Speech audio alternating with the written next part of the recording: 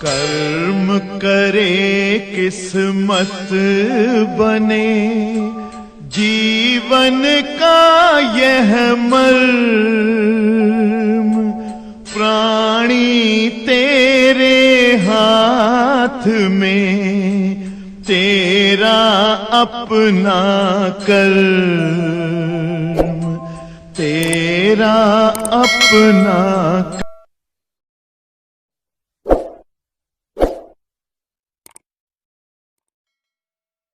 उत्तल दर्पण तथा उससे संबंधित बिंदु। उत्तल दर्पण तथा संबंधित बिंदु।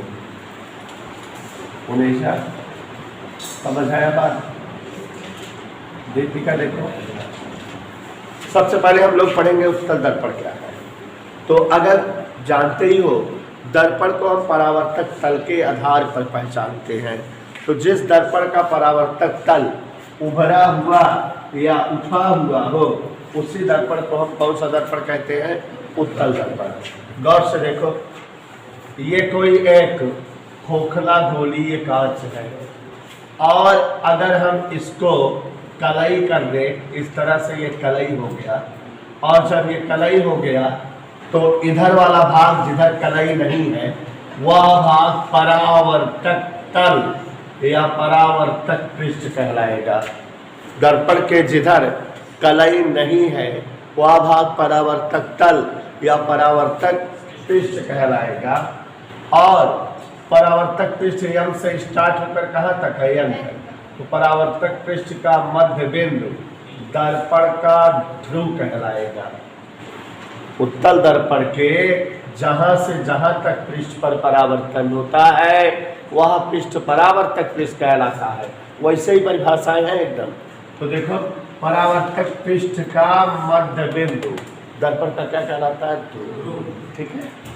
और उत्तल दर्पण का भी गोला पूरा करें तो ऐसे गोला पूरा हो जाएगा कि नहीं? ये इस तरह से होगा ना। उत्तल दर्पण जिस खोखले गोले का भाग होता है, उस गोले का केंद्र दर्पण का वक्रता केंद्र कहलाता है। तो वैसे ही तो परिभाषाएं है।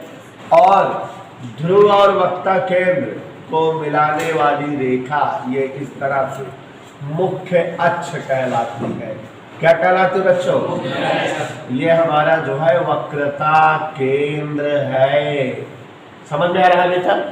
अब उत्तल दर्पण में मुख्य अक्ष के समांतर किरणें दर्पण पर आपतित हो, मुख्य अक्ष के समांतर, तो दर्पण परावर्तन कर देगा इन किरणों का ऐसे। लेकिन इन किरणों को पीछे बढ़ाए तो यह मुख्य अक्ष के किसी बिंदु पर मिलती प्रतीत होगी। लग रहा है किस पर मिल रही है, और जिस बिंदु पर मिलती प्रतीत होती है, उस बिंदु को दर्पण का फोकस बिंदु कहते हैं। तो सुस्मित कहने पर एक बार और बता दे रहे हैं, दीपिका ध्यान से सुनो। वह दर्पण जिसका परावर्तक तल उभरा हुआ या उठा हुआ हो, उसे ही कौन सा दर्पण कहते हैं? उत्तल दर्पण। जिस दर्पण का परावर्तक तल उभरा हुआ या उठा हुआ हो, वही दर्पण क्या कहलाता है? उत्तल दर्पण। और परावर्तक तल का मध्य बिंदु क्या कहलाता है? दर्पण का ध्रुव, पोल अंग्रेजी में। और बच्चों, यह दर्पण जिस खोखले गोले का भाग होता है, उसका केंद्र दर्पण का वक्ता केंद्र। अब वक्ता केंद्र और ध्रुव को मिलाने वाली रेखा मुख्य अक्ष कहलाती है। बात समझ में आ रही है? अब बच्चों, मुख्य अक्ष के समांतर दर्पण पर किरणें आपतित होती है, तो परावर्तन के बाद मुख्य अक्ष के जिस बिंदु से मिलती प्रतीत हो, वह बिंदु क्या कहलाता है? दर्पण का फोकस बिंदु। और दर्पण में सारी दूरियां ध्रुव से नापी जाती है।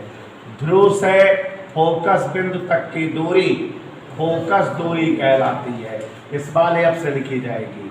और ध्रुव से वक्रता केंद्र तक की दूरी वक्रता त्रिज्या कहलाती है। इस बार आर से लिखी जाती है। समझ आया बेटा? अब उत्तल दर्पण से परावर्तन। तो जैसे अवतल दर्पण से परावर्तन क्या प्रकार से पढ़ा था, वैसे ही उत्तल दर्पण से भी परावर्तन है। तो देखो जरा,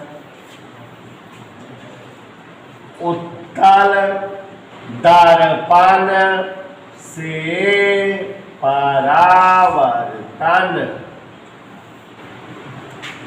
ओके, ध्यान दीजिएगा सभी लोग।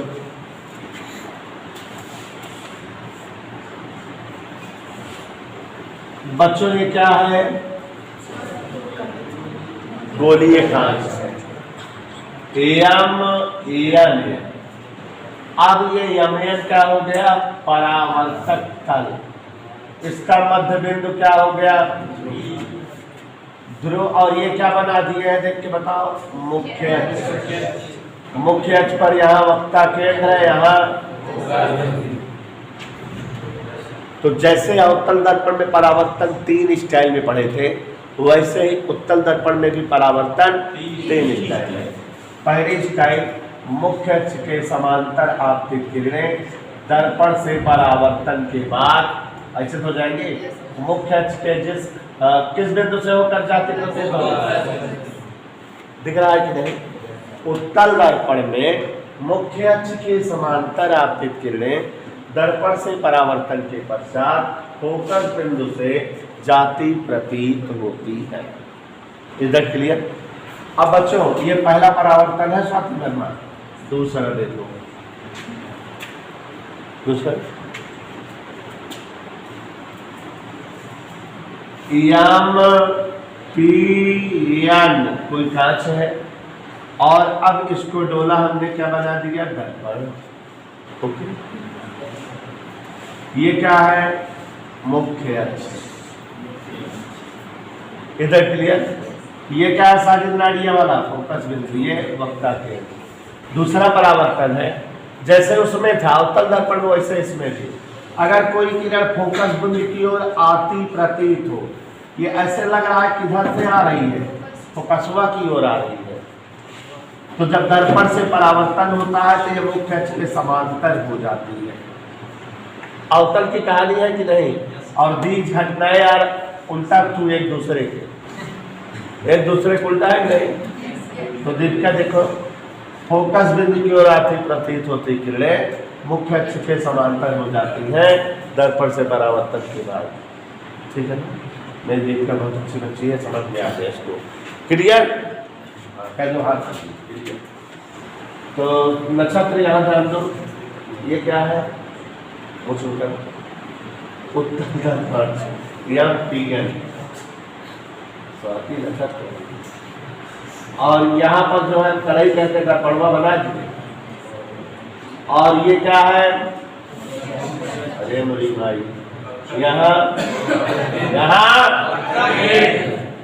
सेम वैसे ही लंतरानी है ना। उत्तल दर्पण में वक्रता केंद्र की ओर आती प्रतीत होती किरणें देखो किधर आ रही है? परावर्तन के बाद उसी मार्ग से वापस लौट जाती है। इधर ठोकिए। तो दीज आर 3 परावर्तन फॉर उत्तल दर्पण। पहला, मुख्य अक्ष के समांतर आपतित किरणें परावर्तन के पश्चात दर्पण के फोकस बिंदु से जाती प्रतीत हुए है। दूसरा, फोकस बिंदु से आती प्रतीत होती किरणें परावर्तन के बाद मुख्य अक्ष के समांतर हो जावे है। तीसरा, वक्ता केंद्र की ओर आती प्रतीत होती किरणें, इसमें प्रतीत होती शब्द आ रहा है ना, परावर्तन के बाद उसी मार्गम से लौटम। ठीक है, संस्कृत सिखा कुछ हिंदुस्तानी का दे